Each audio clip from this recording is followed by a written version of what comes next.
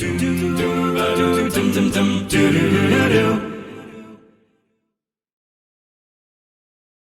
up, everybody? Welcome to We Have Cool Friends, the cool show where we interview our cool friends about the cool things they're doing. I'm Greg, and this is my cool friend, Bitsie Tulloch. Yay! Thanks for having me. Thank you for coming through, Bitsie. I saw on the Reddit today, people were talking about We Have Cool Friends, of course, one of Kind of Funny's most successful products of all time. And what they were saying is like, oh, Greg should get this person on. Oh, I should get this person on. They're like, well, wait, does he know them? Is it disingenuous to call somebody come on the show that a show called We Have Cool Friends that they're not already friends with? And that's where it's interesting that you're on today. Because you and I, Bitsie, we don't go way back. Usually I have people on this show that I've worked with at a Comic-Con or I've done this or whatever. You and I are like so many of our Kind of Funny best friends, I think we're internet best friends. We are internet best friends. That's true. You of course started following me on Twitter, and you were always really kind and seemed cool, and I followed you back. Exactly. And then we just started talking, and here we are. Because of course now I started following you because you, your first acting role of all time, you've never done anything else incredibly successful. You are Lois Lane now in the CW. I know. It's been a kind of wild ride.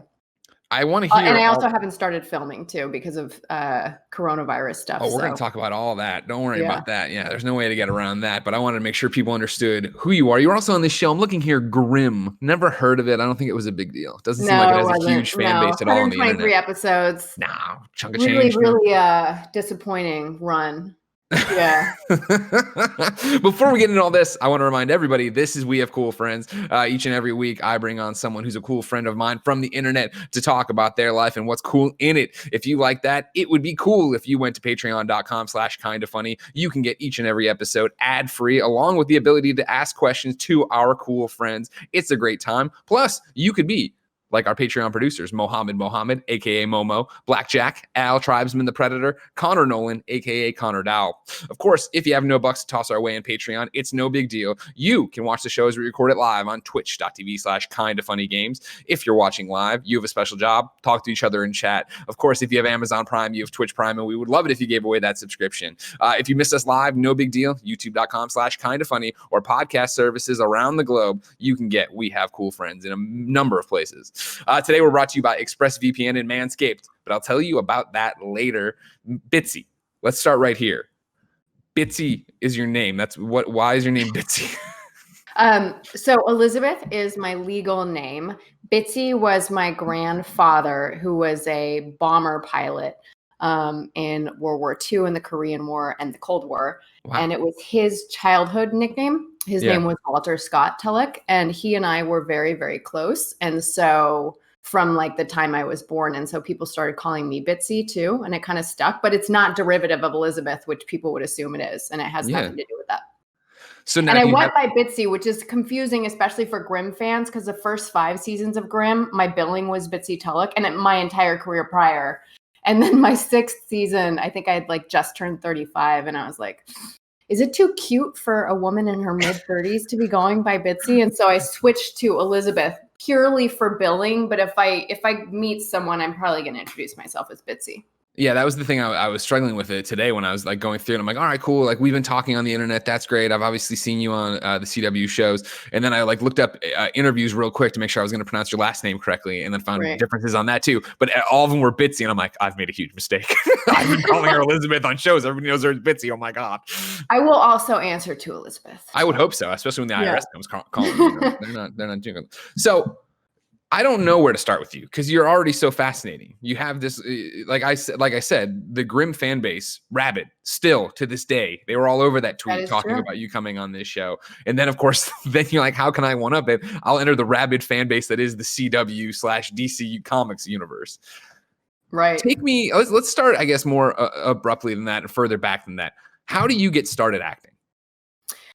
I was never, ever one of those people that wanted to be an actor when I was younger. Like, I have a lot of friends who are actors, and I feel like they all like popped out of the womb doing jazz hands. And I had never, I think I did a play in high school mainly so that like to beef up my high school resume when I was applying for colleges. Exactly. But look at all these things. Wasn't into it at all. Yeah. Still am, a book nerd, and was very academic. And I was double majoring. I was going to go get my master's after college, and I took a year off because my parents were getting divorced my senior year of college, and I was double majoring. I had a lot of work. I had a rough senior year of college. So I took a year off and I moved to LA because I had some friends out in LA, and I had a girlfriend who was too nervous to go to an acting class. She was trying to be an actor, and I was like, well, I'll go with you. Whatever. I was tutoring for money. And I went with her, and I kind of fell in love, and that was it. Just off that one class? No, we audited a couple classes, and I actually was like, this is kind of bullshit. And then we were doing like weird sides from TV shows I'm not even going to name because I don't want to make fun of them, but it wasn't challenging at all. And then I met this teacher named Marjorie Ballantyne, and I don't know if she just kind of got me or whatever, but she sent me home with a scene from a Clifford Odets play. And it was really difficult, and I was really scared. And one thing that I was pretty good at school, and this, I really felt terrified, and I felt challenged by this scene, and I was like, I can't do it. And I sort of fell in love.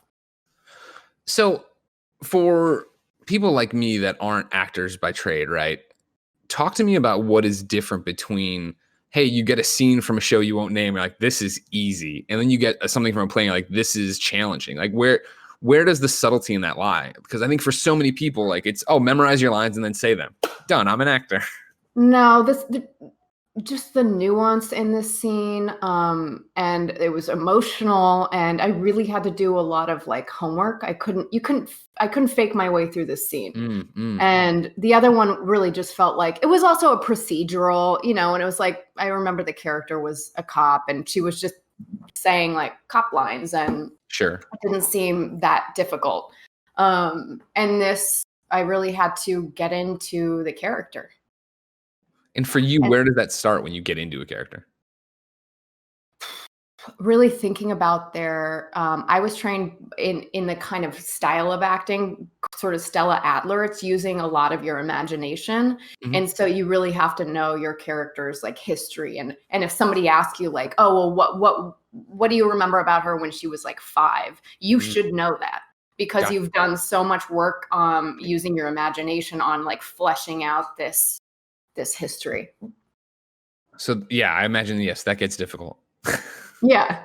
And then the next thing she gave me to work on was a Tennessee Williams play. So she was giving me tough stuff because I was, at this point I was probably like 23 or 24. But again, like that's like dinosaur years for actors. Like most of these actors, I feel like have been doing it since they were at least 12. So for me to get started at 23 or 24, I always felt like a little old lady or something. And then I got, I was very lucky. I studied for a couple years because I went on one audition, and it was so bad and it was so green. And I like did the audition right into the camera, and you don't do that. You don't do that. You do it with the casting director. And I remember going home, I need to study more because walking into rooms, messing up that badly, knowing that they're going to call me back. So I studied with Margaret, and I did a play in LA.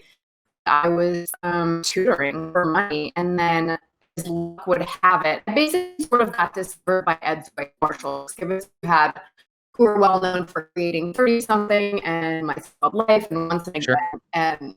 And they cast me as the series lead in this series that went to NBC called Quarter Life. I was 24 when I booked that. Kevin, are we still on?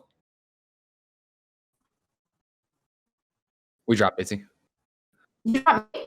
We have a Bitsie down situation. No, Bitsie, you went black on us. We got a black screen from you.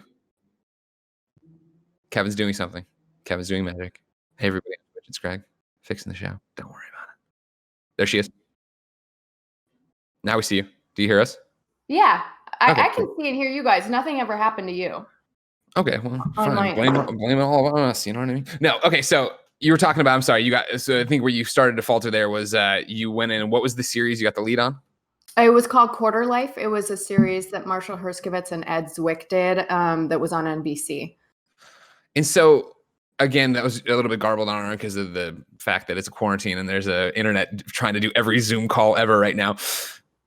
Was that wasn't your first? You did the interview or you did the audition right into the camera. You said you'd never do that again. You started studying. You started applying yourself. Was this then?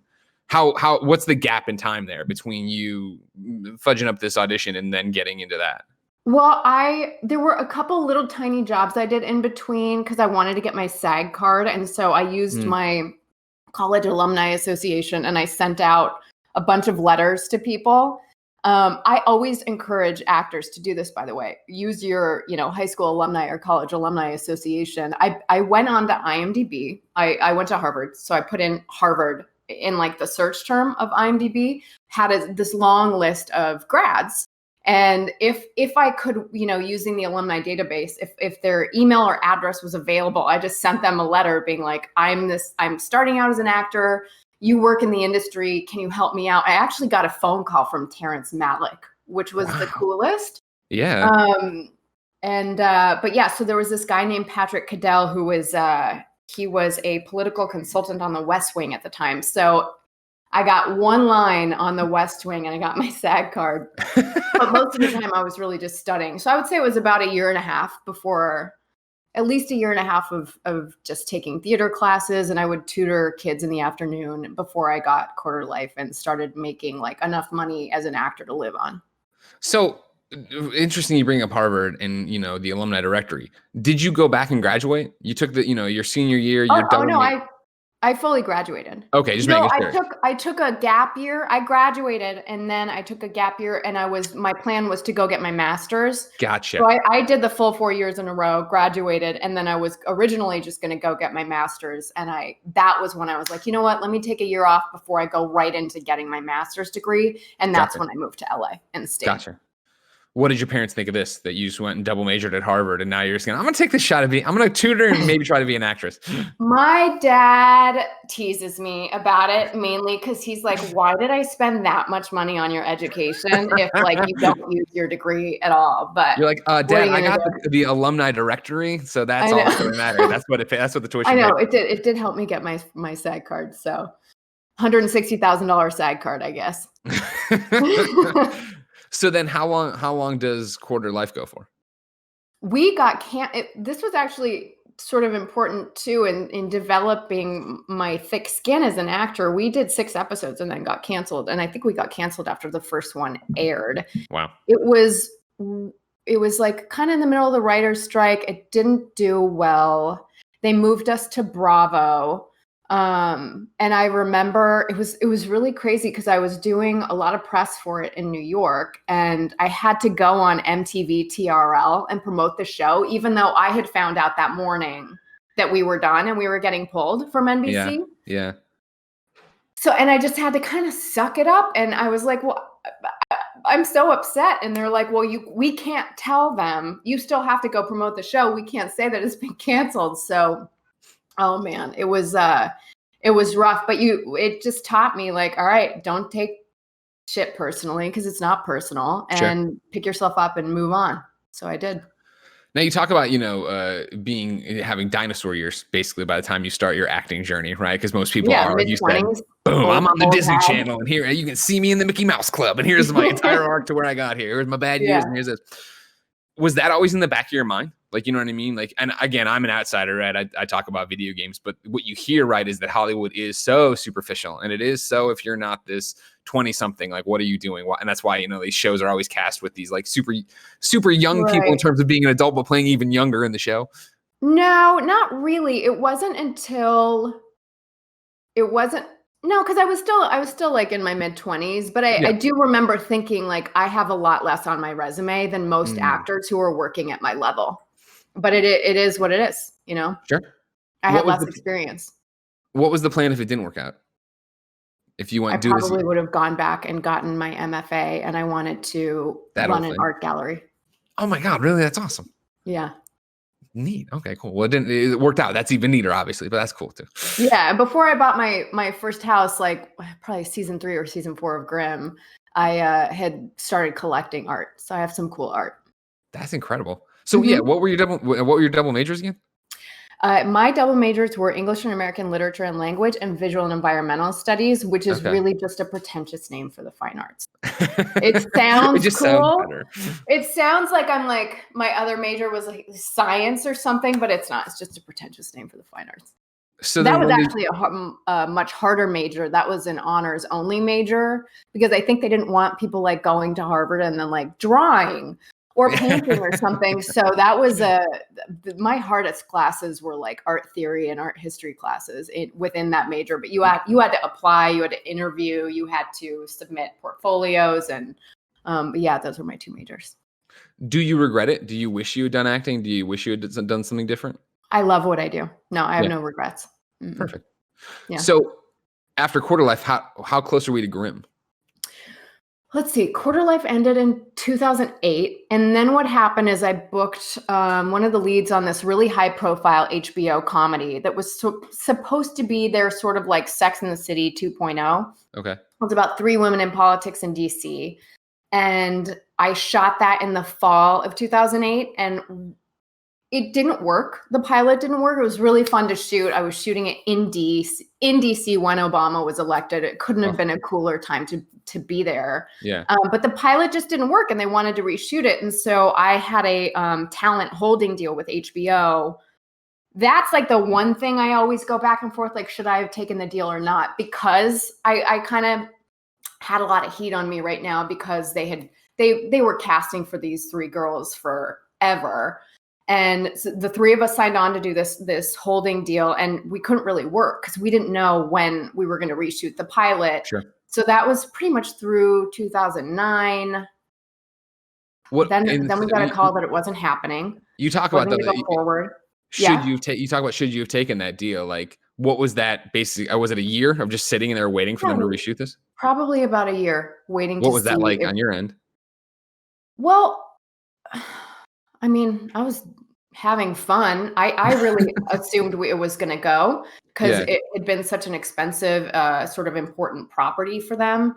And so I thought it was going to go. We all did. None of us would have taken it if we had any idea it wasn't going to go. But, it wasn't HBO's fault either. They thought it was going to go too. Sure. And then, so I would say by the end of 2009, I found out that wasn't going forward. I mean, I was probably just like going to concerts and hanging out with my boyfriend at the time, like whoever that was. Not a bad life. Then I did another comedy for Fox that didn't get picked up. Then I shot The Artist that summer. Right. Which was really cool. And then I produced this movie called Carolyn and Jackie. And the reason I bring that up is that David Gentoli, my now husband and the lead of Grimm, played my boyfriend in the film. And we met and did this indie film together in the summer of 2010. And February 2011, I remember reading, I was like testing for some Fox drama or something. And I remember reading Deadline, like David Gentoli books the lead of this NBC pilot, Grimm. And I texted him and I was like, hey, congrats, that sounds awesome. And he wrote me back, you would be perfect for the female lead on the show, my character's girlfriend. Have you read it? And I was like, no, but I'm testing for this thing. Right when I was texting him, my agency called and they're like, you have a really last minute audition for this NBC pilot and they're going to go fast. So if you like the script and if they like you tomorrow during the producer session, you're going to test the next day, which is basically by the time you're testing, it's down to just a couple other girls. And I went in on a Wednesday. I went in the next day, read the script, thought it was awesome. And I also knew that like they'd been behind Buffy the Vampire Slayer and Angel. And I'm like, the pilot script was great. And so I auditioned the next day and I thought I blew it because I went in and I did each scene once and they were like, okay, thanks, bye. So usually you want direction and you want notes as an actor so you can show off a little. And, typically if they like you, they're going to ask you to redo it and they want to see some colors. But they were just like, okay, bye. And so I was like, all right, I guess they just I wasn't what they were looking for. And then Sean Hayes from Will and Grace, who was one of the executive producers on Grimm, called my agent an hour later and was like, she's testing tomorrow. We thought we had the girl. We were wrong. She's the girl. So tell her not to change anything. So yeah. You're like, easiest audition of my life. Great. Okay, cool. Yeah. So wait, now take me back to meeting David on this independent film, like your husband here, or would be husband one day. Like, did you know then? Did you see him? Yeah. No. I think so here's what's weird. David told me we didn't start dating until well into season 3 of Grimm, but David told me that he had met me. He had auditioned to play my boyfriend on Quarter Life, the thing I did when I was 25. And he remembers meeting me. And Quarter Life was sort of interesting because Marshall and Ed originally wanted me to audition for this one role, not the series lead. And they said, they were like, you're too cute. Like Dylan, the lead, needs to really be a wallflower and fade in the background. And I was like, well, you've never seen me without makeup on. So I'm going to come back. And I said, I was so green. I was so bold. They didn't know you don't do this to big producers. But I was like, I will audition for this other role if you also let me read for Dylan, the lead. And I remember Marshall was like, okay, fine, whatever. Like, eye roll, sure, girl who has nothing on her resume. And so I did. And I remember when he called me and told me I got the role, he's like, you were right, I was wrong. But anyway, so David had met me without like any makeup on, this huge, sweatshirt that had belonged to my grandfather, and jeans and little Chuck Taylors. And he said years later, he's like, I totally remember meeting you. And I was like, oh, that's the girl who's playing Dylan, and she's so cute. And he kind of came down to the wire to play my boyfriend on that show. And then he told me that he had actually tested, and it came down to him and this one other actor to play my character's boyfriend on The Washingtonian, which was that HBO pilot. Yeah. So then when he got the phone call from the director to do Carolyn and Jackie, he remembers, he was like, oh, there's that girl who just kind of keeps popping into my world. And he said he thought I was cute when we were working together, but I did not have a crush on him. And I don't think he liked me. But here's the bad penny that keeps showing up in his life. Like, hey, you should audition for Grimm. Yeah. But we didn't date for a while. That's I was awesome. not into him. I was trying to actively set him up with a bunch of my girlfriends, actually. And then I think one of my girlfriends who I was trying to set up with David was like, are you sure you don't like him? Because like, you keep being like, oh, he's so handsome and he's kind and funny and smart. And I was like, shit, maybe I do. Crap. Oh my God. Thank you for pointing this out. I think I love it. Yeah.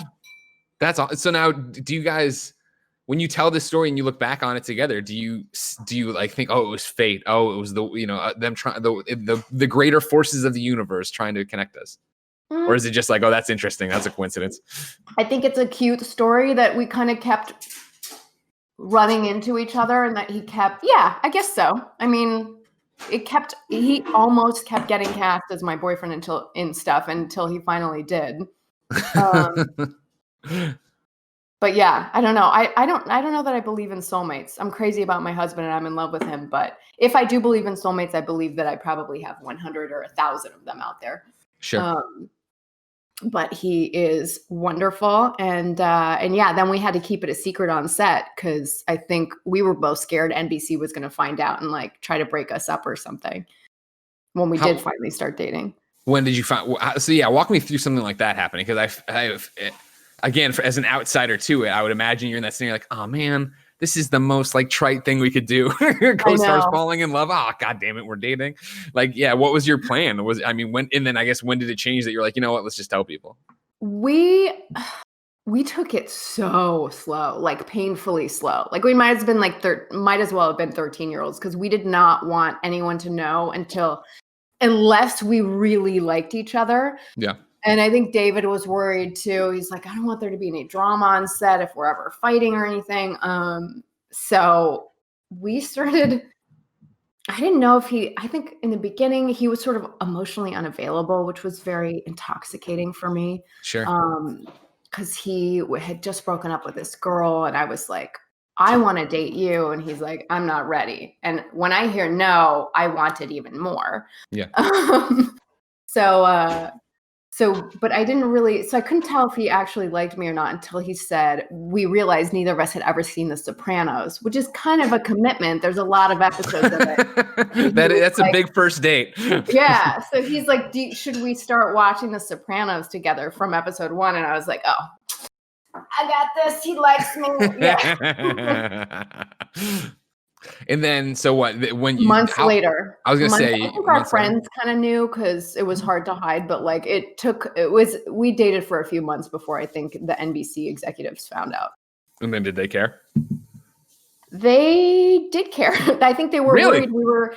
They weren't going to try to break us up. But I remember after Grimm ended, one of the executives I talked to, and they were like, yeah, there was some chatter about that, and we were a little nervous.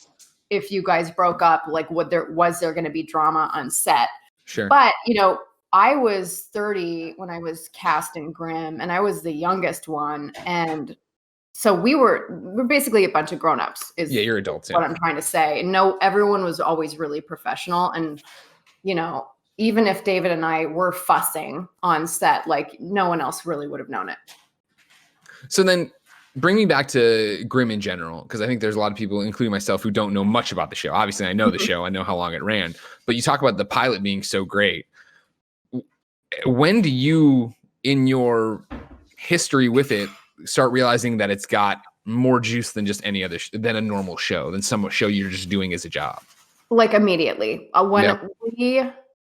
I knew that Jim Calf and David Greenwalt had worked on Buffy the Vampire Slayer and Angel, and the pilot script was just really solid. And I think it's hard getting the pilot script for Superman and Lois is awesome, and it's hard fitting in that much information into and making it interesting. There's so much ground to cover in a pilot. But when we flew up to Portland, Oregon in, I guess what it was like March 2011. To shoot, I had a drink with David and two other actors on the show, Silas Weir Mitchell and Russell Hornsby, and we all went to the rooftop hotel where we were staying. And I said to them, I was like, it's going to go at least 5 seasons. I said, if it gets picked up, we will go at least 5 seasons. I was really confident that with the writers that we had, and the script being that good, that it was going to go and it would be a hit. What about audience reaction? Were they there from the very start? Yeah, we premiered against I think it was Game 7 of the World Series in the fall of 2011, and we did really, really, really well. Yeah. And I always felt like it felt a little bit like NBC didn't have super high expectations for us, but I was like, genre fans are awesome, and they are loyal, and they will show up. And if it's advertised enough, and if we say like, hey, these are the guys who worked on Buffy the Vampire Slayer, which is an awesome show. Yep. They will show up, and they did. They showed up, and we went 6 seasons. We did 123 episodes of the show, and we still have great fans. It's still being I think it's on Amazon now, but when we were still on Netflix, we had a lot of new fans that were discovering the show, and I actually started doing a podcast with the 2 girls on the show. We are watching Grimm from episode 1, and we're doing a podcast interviewing people. We're going to, have 123 by the time we're done. That's awesome. How deep are you right now in it? We're like about to do the 3rd one. Okay.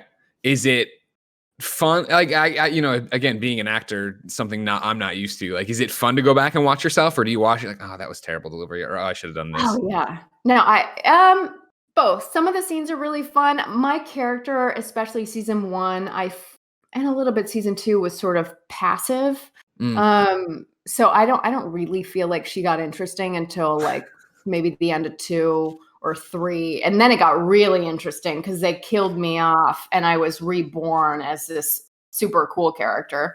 But it's fun. I mean, I like the girls and I are like, wow, we're really proud of the show. It was a really good TV show. And so it's kind of fun going back and just having been a part of something that is still so beloved all over the world. Again, yeah, that was, the thing that surprised me, obviously. I think, fandom is such an interesting thing where you can be a fan of one thing and not have any idea what's happening somewhere else. And so again, knew about Grimm, Right. knew it ran forever, knew you'd been a part of it. And then when I tweeted about, I'm like, Lois Lane, everybody's like, fuck that, it's Grimm. She's from Grimm. I was like, oh, yes, that is true as well. Yes, exactly.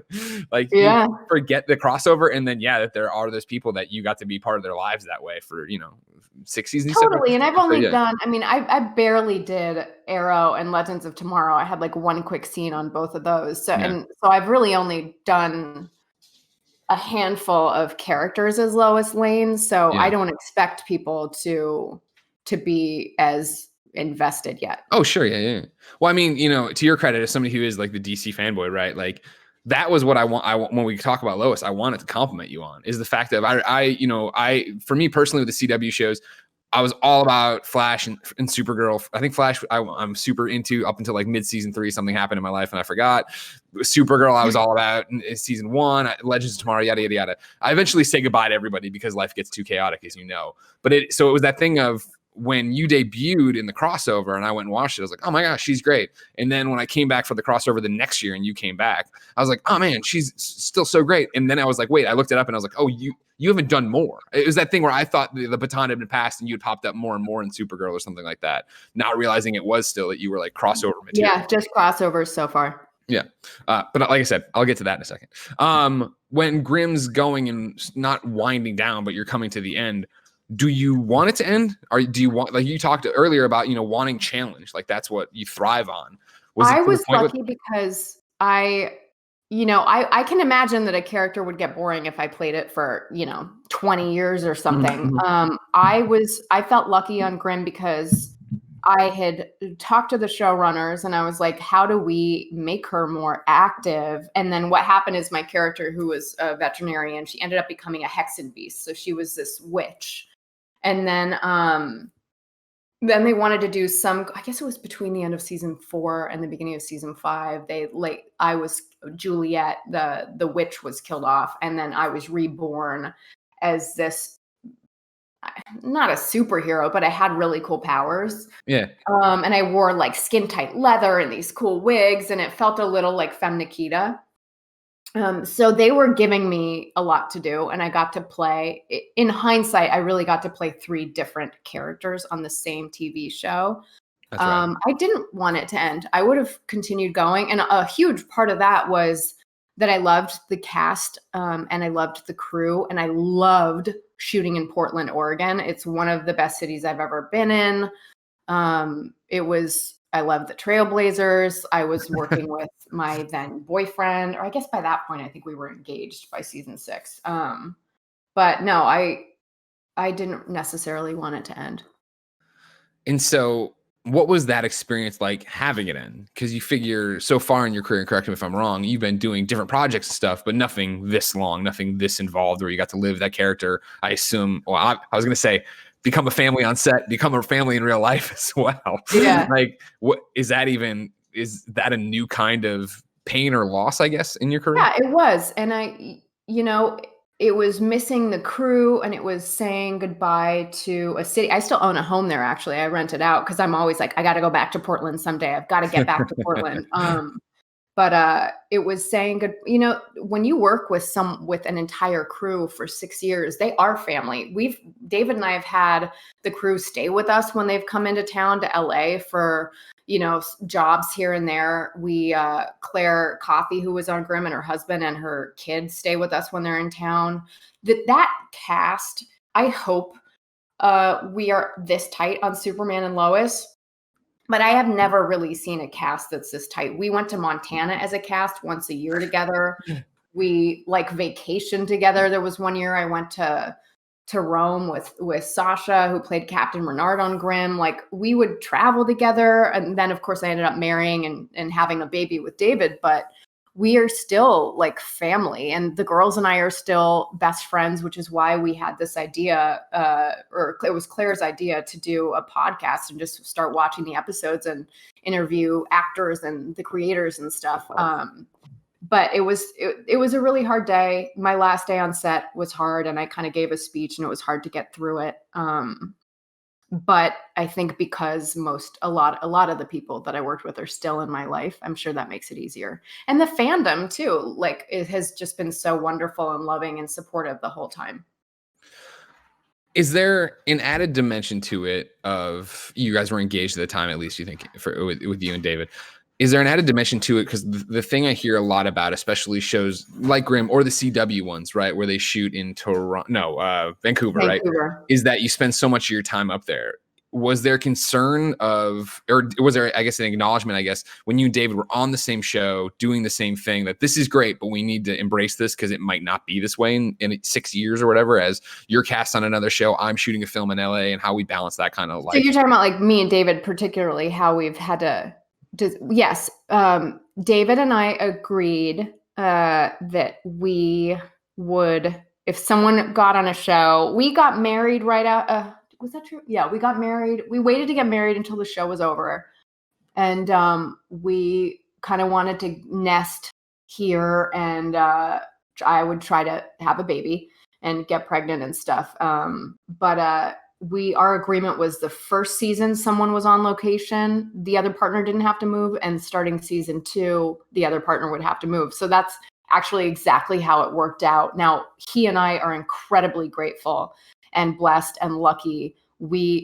David's one of the stars of an ABC drama called A Million Little Things now that's going into their 3rd season, and he also shoots in Vancouver. So the fact that we have not, there was a brief scare a few weeks ago that they were going to be moving fairly far away from Vancouver. And I knew that Superman and Lois is staying in Vancouver 100%. That has always been clear. But there was a little scare a couple weeks ago that his show was moving production. And that was really hard for us. And we were like, all right, well, who gets the baby? Because we really co-parent 50-50. It's not like, because I'm the mom, I do most of it. And I was thinking it's going to come down to, have you heard the term day out of days? No. So most 1-hour shows, which Superman and Lois will be too, typically will shoot in 8 shooting days to do one episode. Gotcha. And so I was like, if I'm 8 out of 8 and you're 5 out of 8, then it doesn't make sense for me to have her with me just because I'm the mom. Like, if you have more free time, she should go with you. And so that was kind of a strange reckoning I had to come to terms with. But as luck would have it, now they're staying. So. Oof, close call. Yeah. It was an intense few weeks for us trying to kind of figure out how we were going to navigate that. But sure, but it's awesome. I think you guys had already had conversations about that. You know what I mean? Which I guess, obviously you would imagine most healthy couples have, but there are things that don't happen. Or even when it's, you guys don't have a child in the mix, right? Trying to figure out, well, okay, you do this and I'll do that and we'll figure it out. Like, because I was still auditioning and stuff. I mean, we were, trying to get pregnant and have a baby, but I was still auditioning. So I was kind of like, I can't just relocate to Vancouver if I need to be in LA for auditions and meetings and stuff. So that felt like a good compromise, where season 1, we'll just travel and commute and everything. And then season 2, you got to move. Gotta move. I like it. Okay. So Grimm ends, you guys moved to LA or moved back to LA or whatever. And then what's the time? What are you doing with this free time now you have in your hands? Taking meetings and stuff, but how close to getting Lois, at least for the cameo stuff, are we? That was like, Grimm ended in 2017 and I booked Lois in 2018. Okay. Yeah. So right on top of it. Yeah. And I was pregnant at the time. I was 4.5 months pregnant. Yeah. And I remember I told them before I auditioned, and they were like, you don't have to say anything and I was like, nope, I want them to know I'm pregnant, because I knew when I was actually shooting dates, and I was like, I don't know if by then I'm going to have like some massive stomach or something. And I would feel like dishonest. That room. I wasn't showing at all when I auditioned. Wait, Bitsie, we're losing you again. Hold on, Bitsie, we're losing you again. Kevin taught me before. Well, not really. Kevin just stopped the show before, so I want to stop the show here and we'll figure it out. Hold on, I'll entertain the crowd while you do that. Hey, crowd, it's me, Greg. Tell me when I'm back. I will. Calm down, Bitsie. All right. Oh, see, now it's doing this thing. Yeah, because we saw before, Kevin. Kind of funny. We learned from our mistakes. We screw something up 5 times, 6 times. Are you Wi-Fi? It's probably that, maybe. Yeah. Yeah, it's probably it. Don't worry, it'll come back in a second. It'll level out. Kevin, while we're here, you want me to do the ads? Perfect, everybody. Let me tell you about our sponsors then today.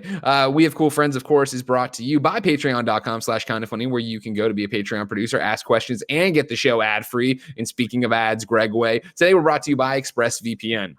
Okay, so we all know how ExpressVPN protects you and your privacy and security online, right? But here's something you might not know. You can also use ExpressVPN to unlock movies and shows that are only available in other countries.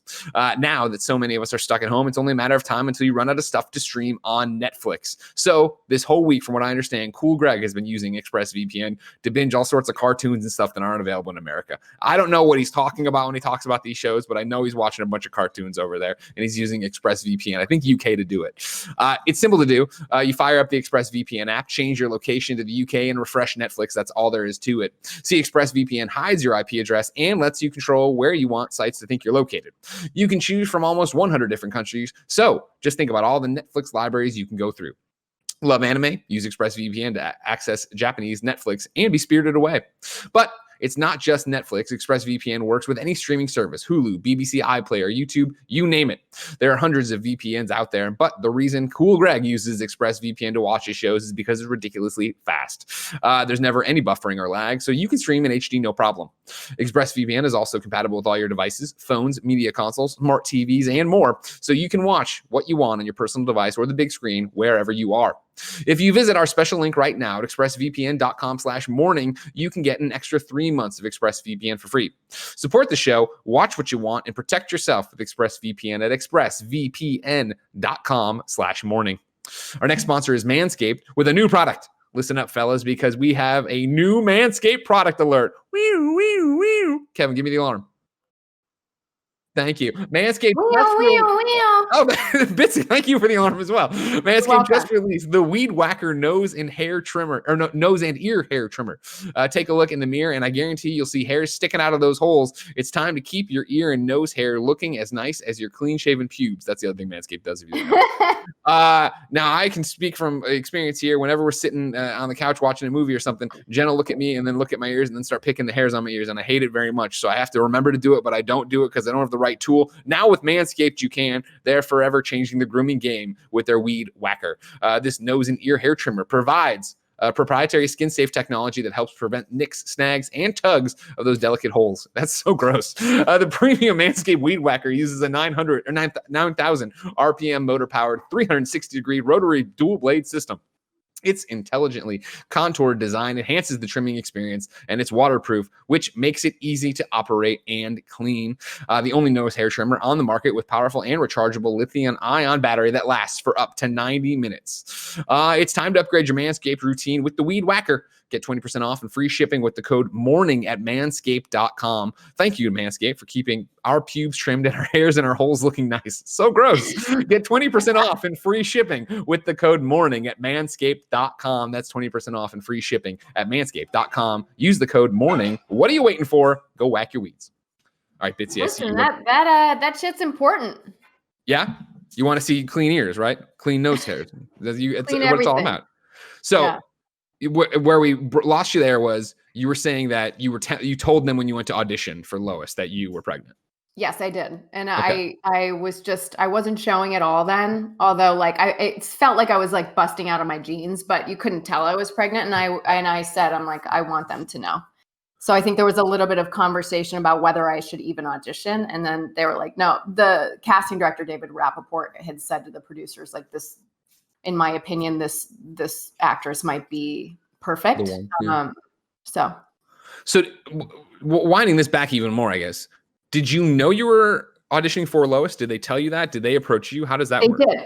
Yeah, no, it was an audition to play Lois Lane on the crossover episodes. And it was a scene. It was a cut scene from, I want to say, Superman 2. Nice. And the scene I auditioned with was, I'm pretty sure it was cut, and Lois shoots him. Yep. Lois shoots, yeah. So that's the scene I auditioned with. Awesome. It was really fun. And I think part of why they felt like I was the one is that I had a lot of fun with it. And I think what I heard is that a lot of girls were playing it really serious. Because on paper, it was a serious scene. Sure, yeah, she's calling him out, right? She's calling out Clark for lying to her. Yeah. Yeah. Yeah. And I just was having fun.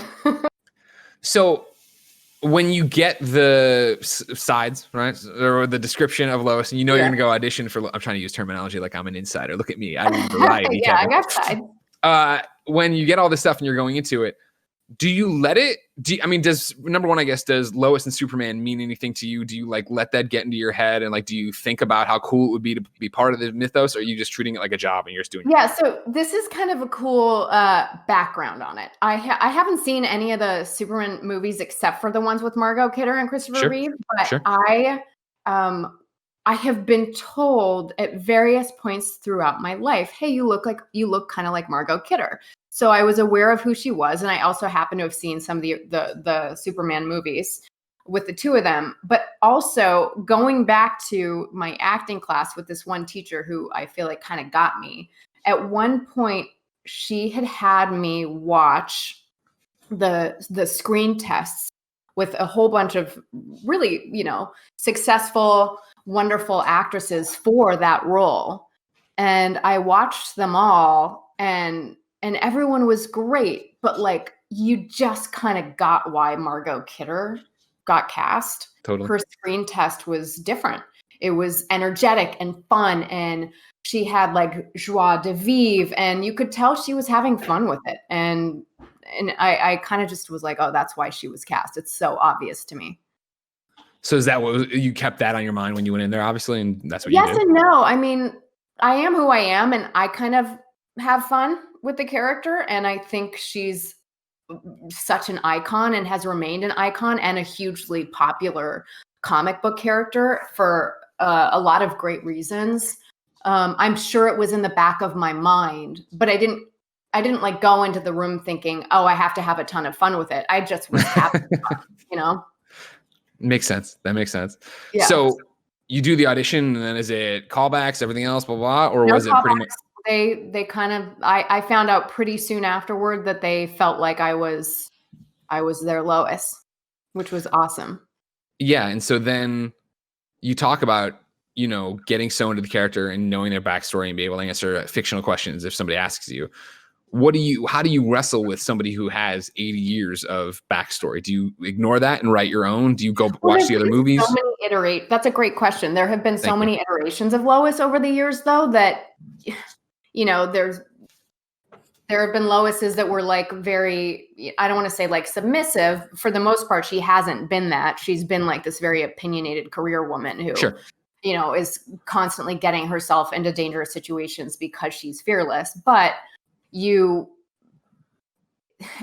a little bit more to play with because it just hasn't been like, yes, it's been Lois Lane, but there have been a lot of different versions of Lois. I do remember thinking, oh, we have a lot in common. I grew up overseas. I grew up until I was like at least 9 or 10 in Spain, Uruguay, and Argentina. And wow.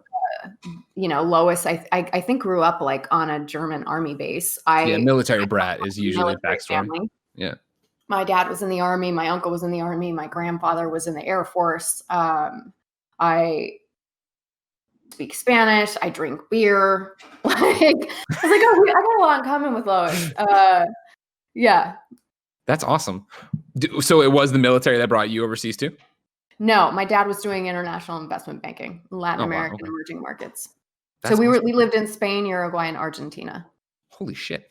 Did you miss that? Or what was that like to be then dragged back here, boring ass America? Well, it wasn't dragged back here because I never lived here. I do remember when we moved to America, we moved because my grandfather was dying, the one I'm named after. He had cancer, and my dad was like, I want to be there while he's passing away. And he was in Del Mar in San Diego. So we were there. And I do remember my sister and I, it was a little bit of a culture shock. Sure. Latin American cultures, it felt like the kids were more included and a little bit treated like adults. Like if my parents were having a dinner party or something, we often had to sit there with them. We weren't necessarily involved, but we kind of had to like sit there and behave. You weren't like dismissed, like, all right, kids, go play, go to the kids table. It wasn't like it was this like separate kids table kind of a thing. And I remember when we moved to the States, I was like, why are we over here? Yeah. But quickly I quickly grew to prefer a lot of like American. I remember when I would go to school, I was in this little when we moved to San Diego, I was in like Catholic school called St. James, and we didn't eat a ton of like junk food when we lived in South America. And so my mom would make me these like ridiculous lunches with like food, and all I wanted was like Goldfish and Oreos.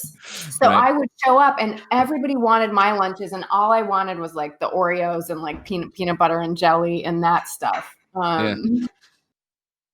Interesting aside. Sorry, back to Lois. You get the part, and then you're doing all the stuff. So, back to the prep and the work and the homework you put into the characters. Are you then just manufacturing your own version of Lois, like pulling, like you're saying, military brat, this what they're telling you on the page, but then adding in what you think she would do and where she's been? Yes, and I think that I also just happen to have a lot in common with her, Yeah.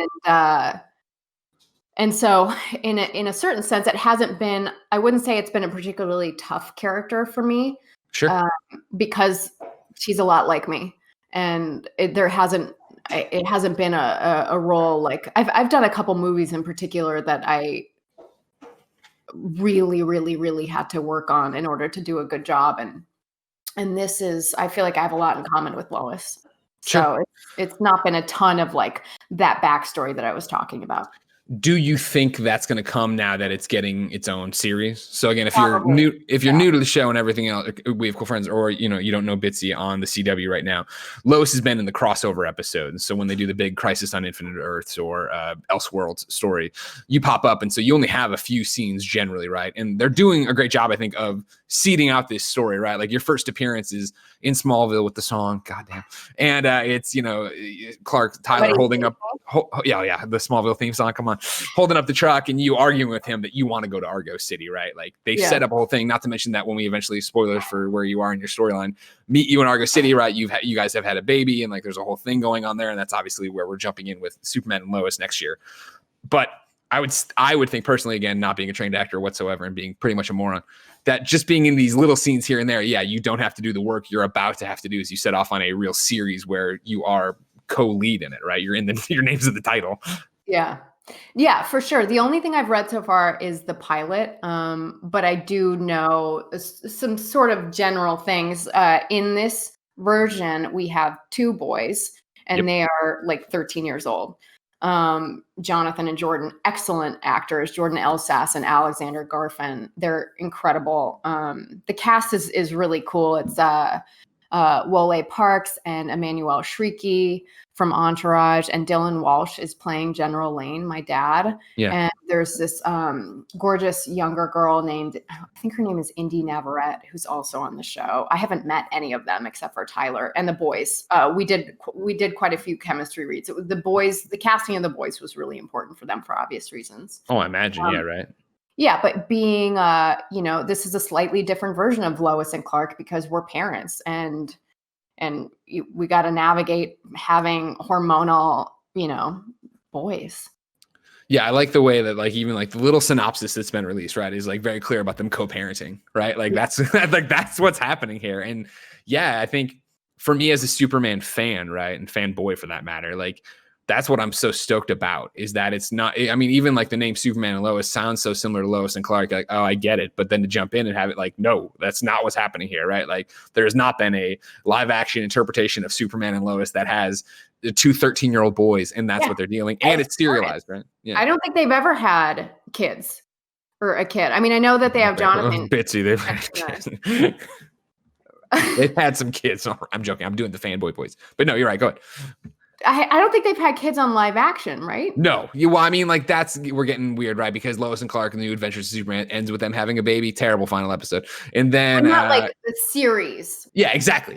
And an ongoing live action series, no, that we have not seen that happen, right? And so that's what is fascinating to see what that's going to look like. And I think exactly. There's so many questions for me as a fan that I don't want the answers from you right now, especially just knowing broad strokes from beyond the pilot. But like, are they going to have powers? And like, what is it like raising them? And how do they hide that they're what I mean? Like, that's what gets me interested about the show. So good. I will say it is different from the other DC CW shows. Yeah. It feels a little darker. It feels to me like a little bit like if Superman and Lois were like Friday Night Lights-ish. Did you ever watch that show? Yeah, of course. Connie Britton, come on. Kind of like real, and I think that part of the reason I'm thinking that is because of the family dynamic being a huge aspect of it. But it does feel slightly different than the other shows. And that's Like, rad a because little grittier, maybe. well, that's what I want, right? Because I, as much as I, love Melissa and Grant and Stephen Amell and all these people who have made amazing stuff, for a Superman and Lois story, right? Like I'm way less interested in Superman fighting stuff. That's never been, even as a comic book reader, that's never what draws me to. I want to see. Couldn't agree more. Yeah, and so if for a show centered around you two raising children, right, and living that life, that sounds awesome. And the conflict of like, it's not, there's obviously conflict about being parents and also having to deal with like him having these superpowers and Lois doesn't. Yeah. And him. God, I want to talk about the show, but I can't. No, don't get in trouble, please. I don't want to get anybody in trouble. Just drink your LaCroix, all right? Sit there. My new favorite flavor, hibiscus. It tastes like delicious flower. Oh, yeah, no, I'm well aware. I don't know if you know this. Kind of funny, we're LaCroix influencers. Tim Gettys, one of my co-founders, huge LaCroix fan. He had the hibiscus sent to him to try early and do all the stuff. Oh, I'm jealous. We also won, what was it, Kevin? 800 cases of LaCroix? Isn't that right? It was a mistake. We should not have gotten that much LaCroix. It was not. We don't have a real studio, Bitsie, and yeah, they're still on our roof, and that's not looking good. They have broken down over time, but I digress. This isn't a LaCroix podcast. So then, how are you doing right now? Because, of course, the pandemic kind of threw a wrench in the works here, right, for making the show. It really did. I had a plane ticket up to Vancouver for March 18th to start having wardrobe fittings, and I did not make it on to that plane, obviously. Yeah. I'm all right. Right now we're hearing that it's going to be sometime in probably September or October if everything's great by then, or if we can do it. I know, Canada has had very few cases, so there's probably a little bit more red tape shooting in Vancouver, which is, sure, maybe a good thing because it feels like they really have stuff under control. When we do go across the border, we have to quarantine for 2 weeks before I could even go to like a fitting. That's crazy. So yeah, right now I'm, we were supposed to be a fall premiere, and now they're hoping that we can premiere in January. Yeah.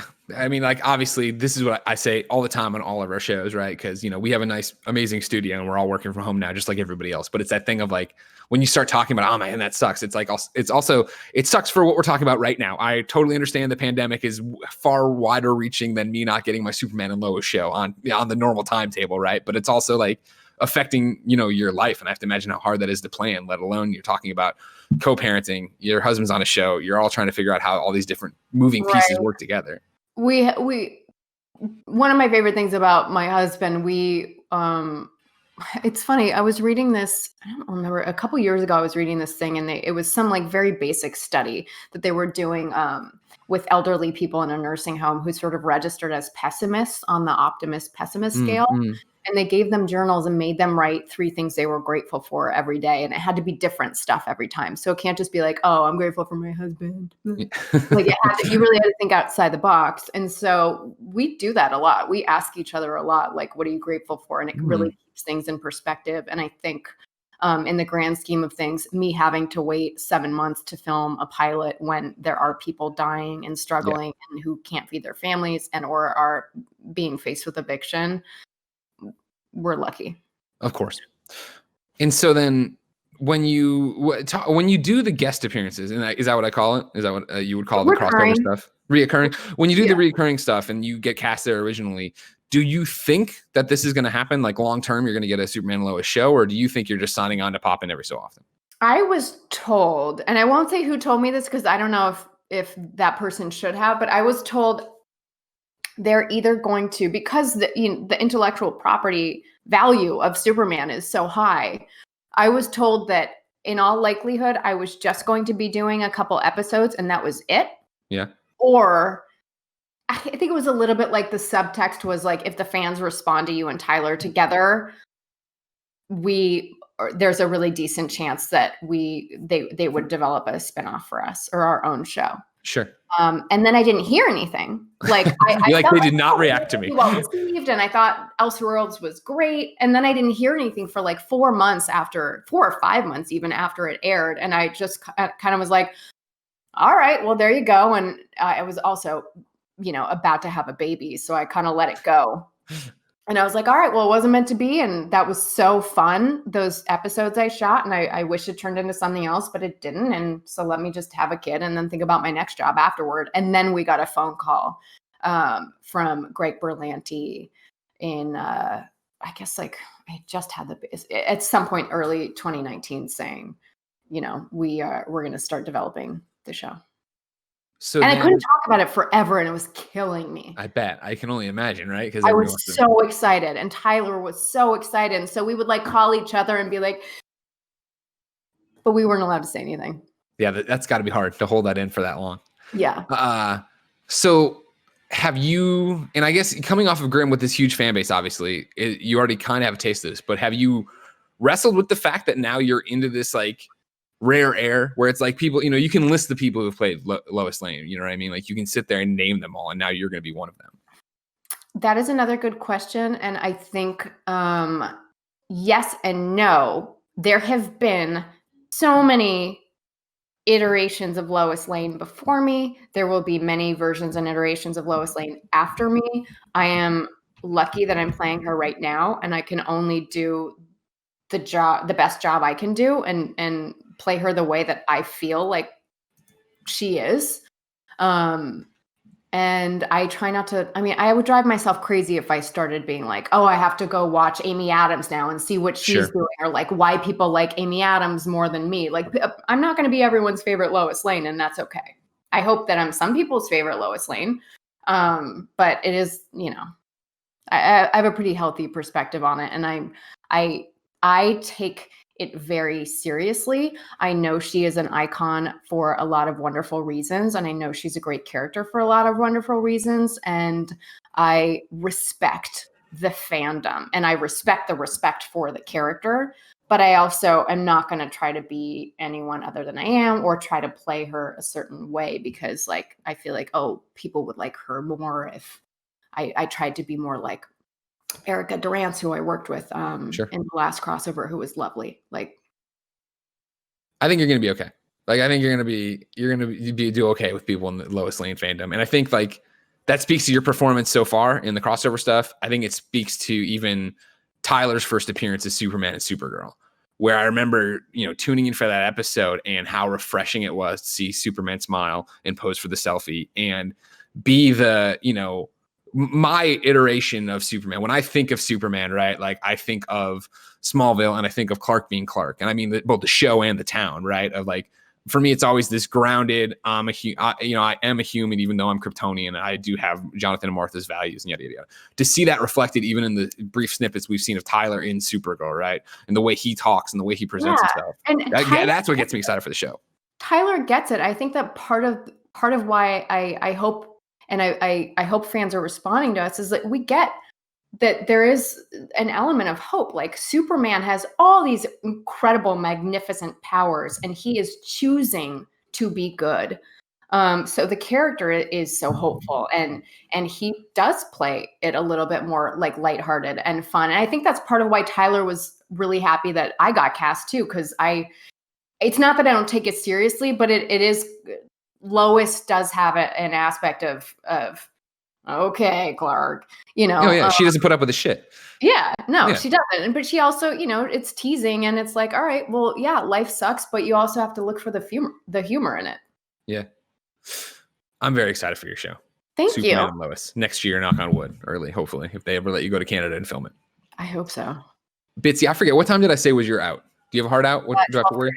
Perfect. All right, then here, before we let you go at 12:30, then let's enter the friend zone. Of course, ladies and gentlemen, all Kind of Funny best friends are invited to go to patreon.com/kindoffunny. Ask questions of whoever we bring on. Of course, it's Bitsie this time from Superman and Lois. But we're going to start with a Grimm question. You ready? Yeah. Stephen McIntyre writes in to patreon.com/kindoffunny. Just like you can, it says, hello, Greg and Elizabeth. I was a big fan of Grimm and was just curious. What are some of your favorite parts of shooting that show?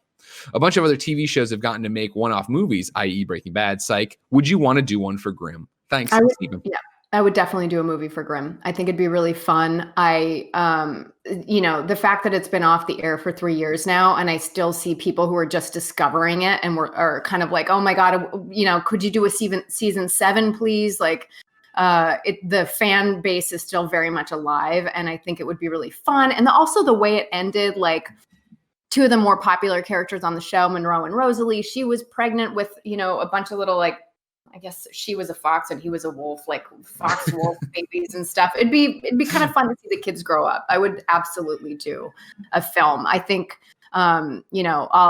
people who follow me on social media, I'll keep everyone posted about the podcast that I'm doing with Claire. Oh yeah, please do.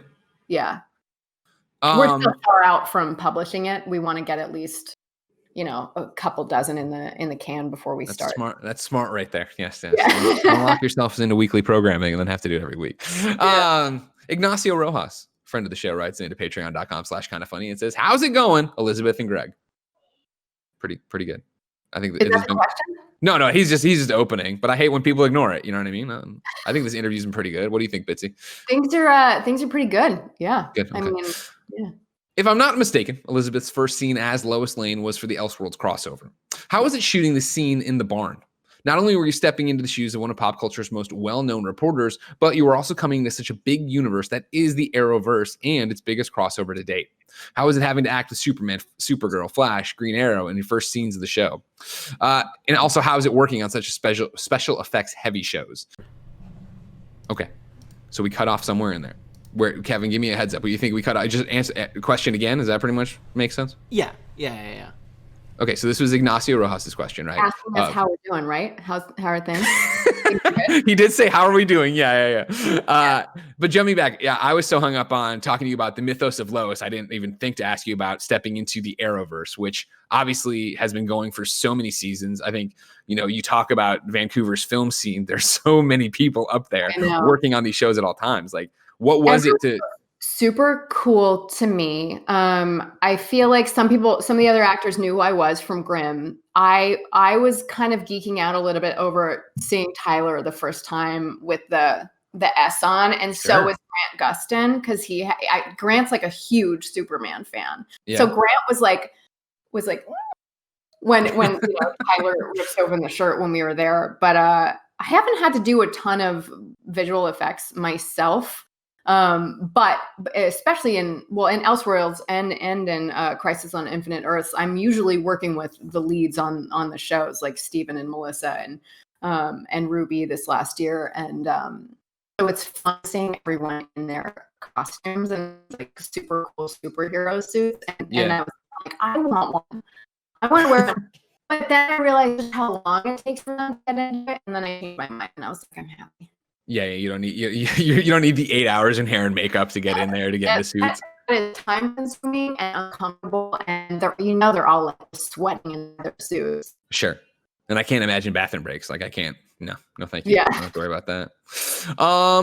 Let's get you another question here. I like this one from Brandon Jackson Shorts, who wrote into patreon.com/kindafunny and says, hey, Bitsie and Greg. You were always super fun to follow during the crossovers due to your fun tweets, as well as your awesome behind-the-scenes pictures, videos, and information, like the hammer from Elseworlds. My question is, how do you know what you can and can't share? Do you have to ask someone before every post, or are you just told, quote, don't share this information, but everything else is fair game? That freeze. Yeah, you froze, but I was hoping by the time I finished the question, you'd be back. Because usually, it's just, oh, there you go. You're back. See? Damn, perfect. I am pretty good, having been on a sci-fi series where you don't want to give too much away. I am pretty careful. Even before yesterday, I emailed the CW and the Warner Brothers publicity people, and I was like, there's one thing I really wish that I could tease with you, and I can't. And I was happy that I checked with them, and I was like, can I mention blah, blah? And they were like, no, you cannot. Thank you for checking. But I always take behind the scenes photos when I'm filming. And then I try to, as a sort of thank you to the fans, honestly, like when the episode, I did this on Grimm, when the episode would air, I would post them. Like, this is the behind the scenes of this one scene that you just watched. And so I started doing that a little bit on the crossover episodes. And I would basically just text it to the CW publicist and say, can I post this or not? And she would say yes or no. That's awesome. Yeah. See, yeah, that's the one thing you learn pretty quickly, I think. And it's usually, I think guests are more inclined to break it than people who do it all the time. You know what I mean? Like when I started doing shoots that were embargoed and stuff, it was very easy to be like, I'm going to take these photos. I know not to post them. I will ask you if I should post them. Yeah.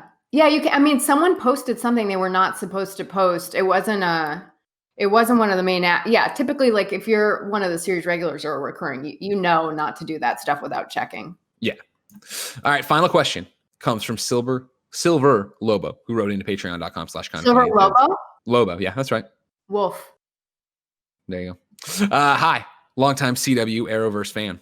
How much crossover do you want to have with other characters in the universe? Not heroes, but side characters or villains. Thanks. Excited to see the show and become a fan of it. So yeah, for Superman and Lois, how much would you want to have crossover? Do you want to keep it insular and you're doing your own thing? That's a really good question because I Bitsie want to work with everyone. I think it's really fun having like it does feel like such a gift to the fans doing these crossovers. Like it's so fun having everyone interact, like, and having their own worlds sort of collide. I think this fall, assuming we are actually filming this fall, the crossovers are going to be Superman and Lois and Batwoman. That's what nice. I read. Okay. But I would want to work with Melissa again and Grant. I know Steven's done, but Katie was great. I would want to work with as many as possible, as long as the story was still good. Like, you don't want to do it if it's going to end up being like just cockamamie, because there's so many weird storylines going on. But if the episode was like really well written and they meshed well together, I would want to work with everyone. Fantastic. Bitsie, I can't wait for Superman and Lois. I know you can't wait to film it. Where can people keep up with you till then? I am on Instagram and Twitter as @Bitsie Tulloch, and I also have a public Facebook page. And so they should follow all of that so they can see when your podcast goes live for Grimm, right? Yes. Yeah. It's going to be a while because they're not putting us on the Peacock, which is NBC's new streaming platform. Thing, yeah. I want to say like 2021, or maybe. Oh, okay. So you got time. Yeah, you got plenty of time to watch all that. We just figured, right now, since we're all quarantined, now would be a really good time to start knocking them out. Yeah. Well, thank you so much for coming by and being a cool Greg, friend. this is really fun. I'll have to come back on when I actually am allowed to talk about more stuff. Hell yeah, sure. And I'm sure once everything gets back to some semblance of normal, I'll run into you at Comic-Con on a panel or something to that effect. I always loved going to Comic-Con for Grimm. It bummed me out that we couldn't go this year. Well, knock on wood, hopefully that means you come back next year and like you have the show already out and people can see it and have all sorts of stuff for you to sign. That'd be really fun. I've always really enjoyed my time there. Ladies and gentlemen, this, of course, has been We Have Cool Friends. Remember, each and every week, we talk to our cool friends about the cool things they're doing. And if you want to be cool, you should go to patreon.com/kindafunny, where you can ask questions for the next guest. Who is the next guest? Well, ladies and gentlemen, it's a special one. It has been 5 years since our next We Have Cool Friend did anything with Kinda Funny. But on Wednesday, Kevin Smith returns to Kinda Funny content to do We Have Cool Friends. That's right. Silent Bob himself. I'm sure one day, Bitsie, he will direct one of your Lois and Superman and Lois episodes. I ran to him on a flight up to Vancouver, and I told him, I was like, we got to get you on the show. Yeah, right. And yeah, I'm sure he will, because Kevin is synonymous now with CW shows. Love to see that. So for the first time since 2015, when we launched Kinda Funny, Kevin Smith is back. What's interesting about this one is we have to film it ahead of time. So I'm filming it tomorrow. That is Tuesday the 16th. So you have to get your questions in on patreon.com/kindafunny by about noon Pacific time on Tuesday to be part of the show. Then it'll post on Wednesday as normal. Remember, usually We Have Cool Friends posts on Monday. It's all over the place, though. It's our irregularly scheduled program. We can't thank you enough for watching, consuming, and sharing it. Of course, like, subscribe, share wherever you get your podcast services. And until next time, it's been our pleasure to serve you.